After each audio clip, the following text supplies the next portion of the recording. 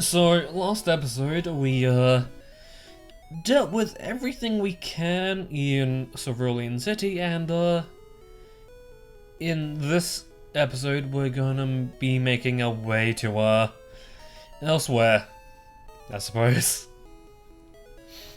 So, I guess I should mention, the only use I'll be getting out of rare candies is selling them, so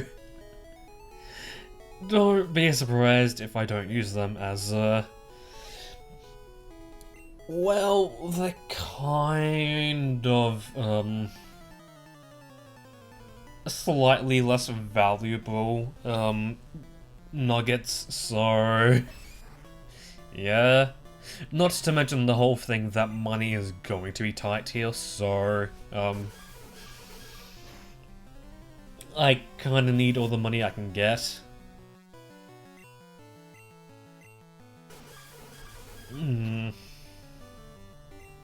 Okay, cool. Thank you, Senpai, for leveling up. And yeah, I did teach, Senpai Bubble Beam in between episodes, as well as something else that,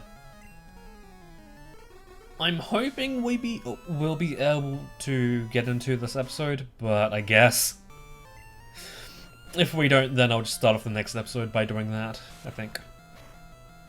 Okay.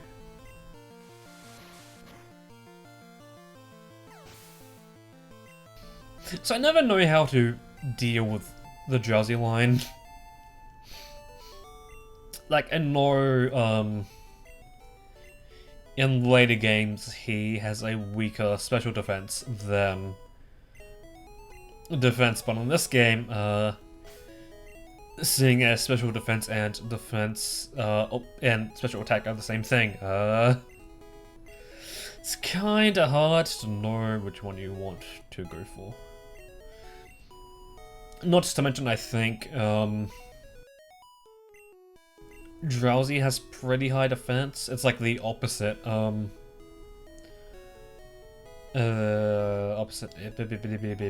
of Abra, I guess. So, Dig's had quite the history in terms of power.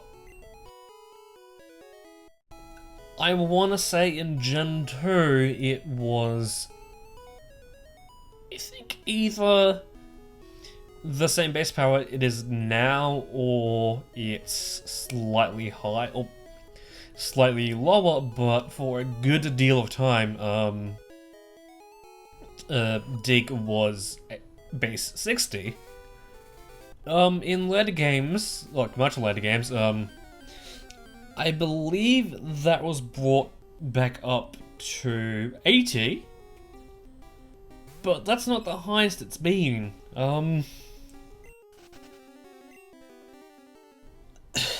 In Gen 1, Dig was 100 base power. If you don't know how powerful that is, I'm fairly sure there's like one other ground type move that shares the same base power. And that's Earthquake. Just letting you know how ridiculous that is. Dig has the same base power as Earthquake. You know, the move that's known to be like the most powerful Earthquake ground type move. I guess quotation on most powerful ground type move. But like, in this game, it's totally possible to just forego Earthquake just because you have Dig. Like, the only benefit to having Earthquake over Dig is the fact that Earthquake takes one turn, whereas the first turn with Dig, you dig underground. Yeah, yeah, Dig in this game is insanely overpowered. So is this Route 5? Because if it is, then there's a Pokemon here that I kinda might want to get. Hopefully. Like, I don't know, like, some parts on this game, it's like really hard to know which route you're on. Because it's not a clear, just like, route 1 to 10. Like the route going north of Cerulean, you'd think that would be route 5. No, that's route 24. So it's like, oh, where am I, sort of thing. Hopefully this is route 5, and hopefully, okay, thank you! You little devil. A 25% encounter? And that took that long to appear? Yeah, So, I guess now I know that I'm playing the right version because, here's Meowth. The, only version exclusive that we will have to worry about. Although, there is a Pokemon later down the line that is much easier to catch in the... much easier to get in this version than is, say, Pokemon Red. So, I'm thinking, I will use Urban Dictionary to go get a nickname for this Meowth that will be turning into a Persian, because, it's the only Pokemon that we can only get via evolving at a level, sort of thing. So, see you in a bit. So, 1, hopefully this fits, and 2, it's an interesting one.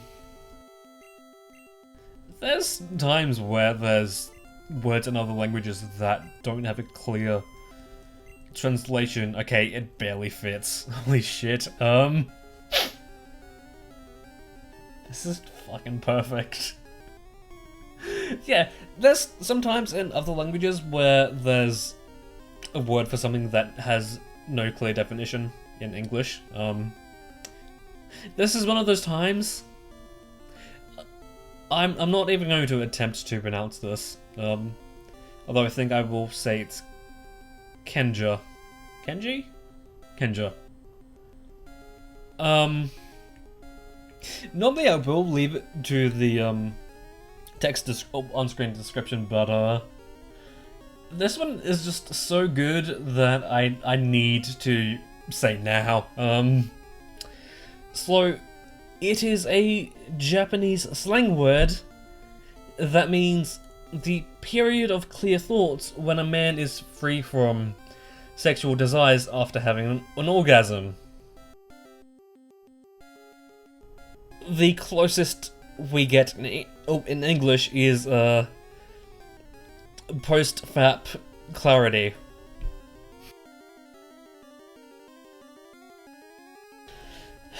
I fucking love Urban Dictionary, man.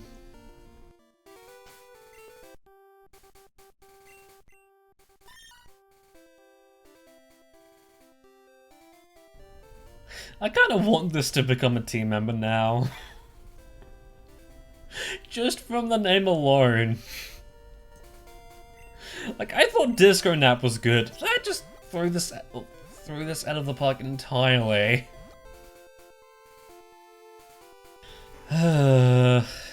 Fuck me. But no, I'm thinking we'll leave Kenja out of this. Just because.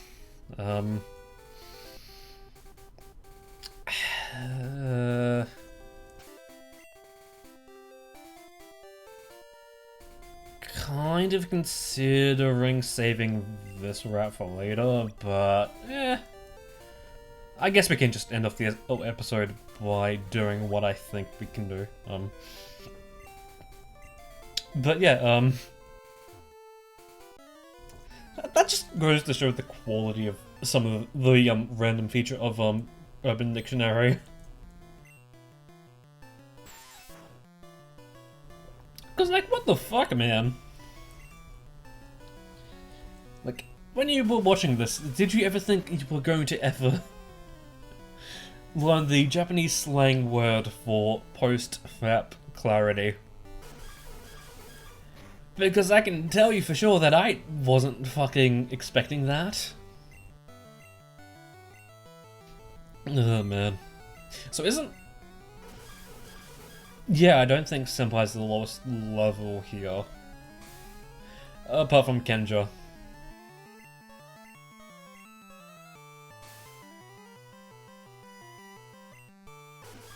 So I wonder if I just name this the episode, and I wonder if YouTube would just like clue into the fact of what that word means.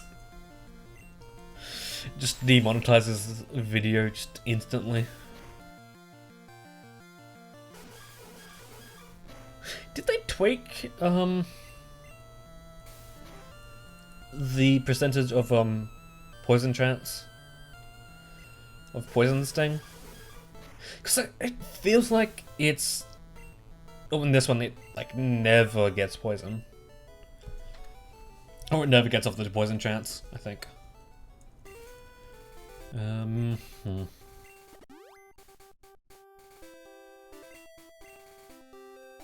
Oh no, Senpai is tied for the lowest level with Mimi, so that's good. Is there a person in the grass there? Because I know there's someone like nearby who is in the grass. Okay, Squirtle.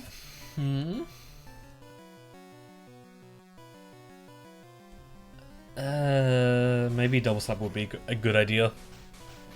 Maybe.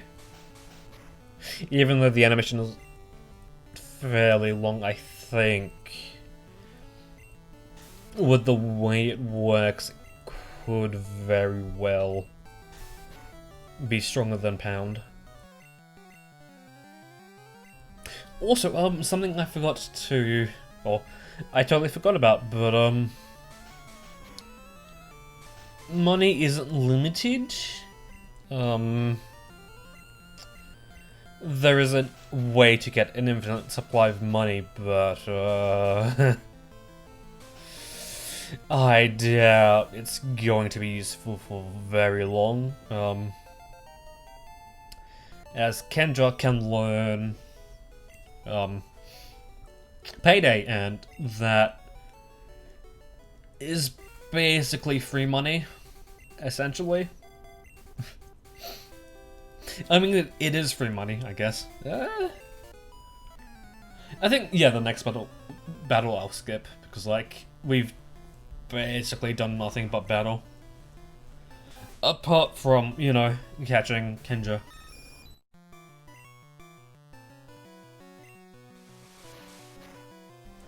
Does Whirlwind work in, like, trainer battles? Because I'm kind of just used to them working, like, I think in later games, if you're a higher level than the Pokemon that uses the move, it doesn't work. So I think just because I've been conditioned into like seeing the move not work, I'm a little hesitant to use it, sort of thing. Although that being said, the very instant we learn, or Mimi tries to learn anything else, goodbye Whirlwind. It is very not useful. Okay, here's the guy. See you when we've defeated this guy. Very, very easy, although I suspect it's not going to be easy for very long, sort of thing. What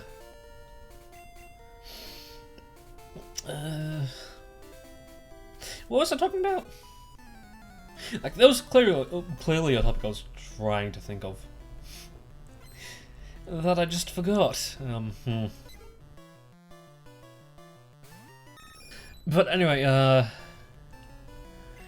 I think my time with the Death Wishes in Hat in Time is clearly over. Well, coming to an end, as, I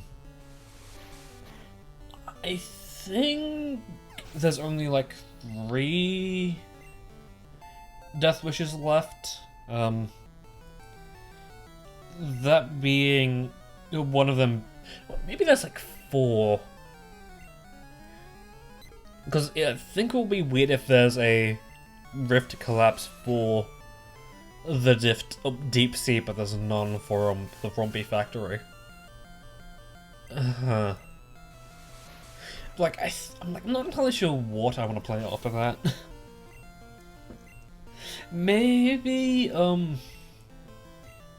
because this playthrough was kind of more leaning towards practice than anything else. I think I might move on to a game I haven't played entirely, maybe.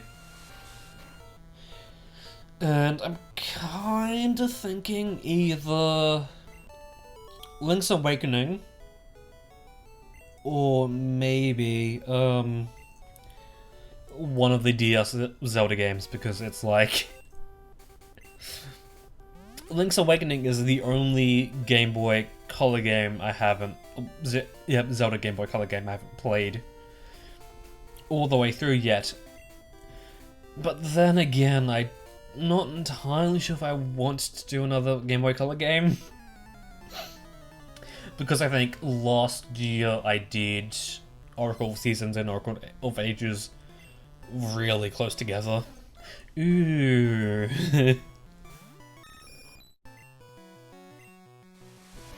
Now that I think about it, that would be a very good game. Like, that'll be a very good main channel video. Just documenting the process of trying to 100% those games, because, that's a process and a half, because, well, mostly because of the rings. You can't get all the rings just from one playthrough. Some of the rings are locked behind the linked version, which is basically an enhanced version gotten from a password you get from beating the other half of the Oracle games. And then, on top of that, there's some rings that are locked behind playing it on a specific console. That being the GBA? Because I think at the time it was like very close.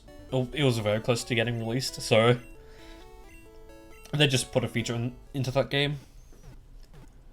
Although, that being said, how the fuck am I going to record doing it or playing it on GBA?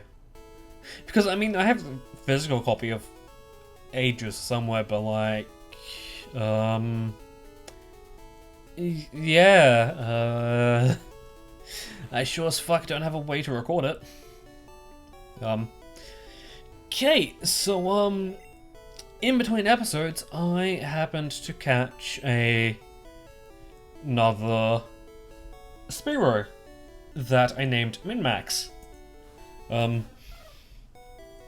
I wasn't sure if I wanted to name the Pokemon that we're going to be trading, but I think because we can't nickname the Pokemon we get from the trade,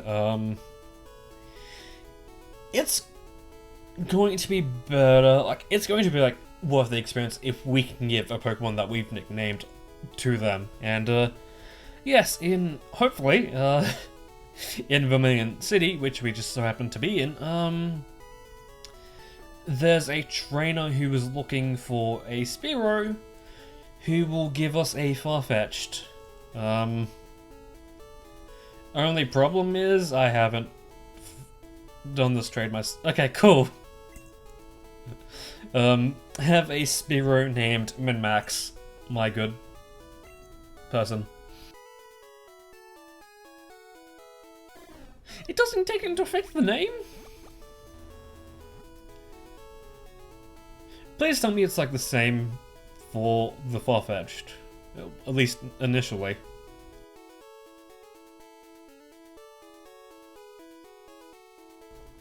Okay, cool. There. We aren't slighted for that. Okay,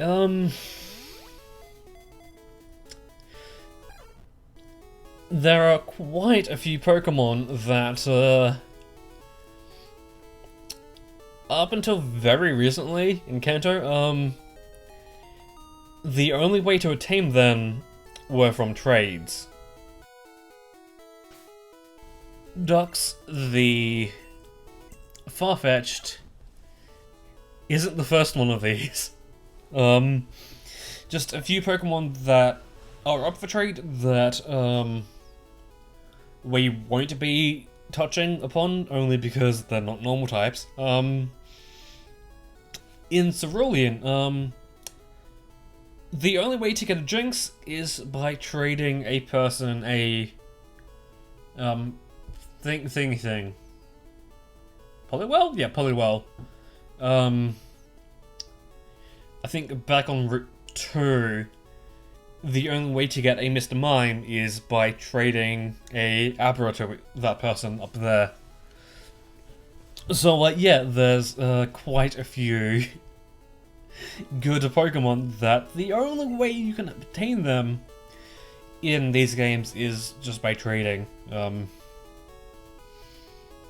So yeah, I'm kinda glad that the remakes Let's Go, or the Let's Go remakes, changed that, making it so that the only trades in that game were for the Alolan forms of Pokemon. Okay, so this episode we made it to Vermilion and we traded for a Farfetch'd and we found a Meowth who got a interesting nickname. I think next episode we might take on SSN, or we might go to the SSN, but we won't exactly be staying there for a bit. Actually, yeah, I think this will be like episode 6 or whatever, and we're already going to be going into the 3rd gym.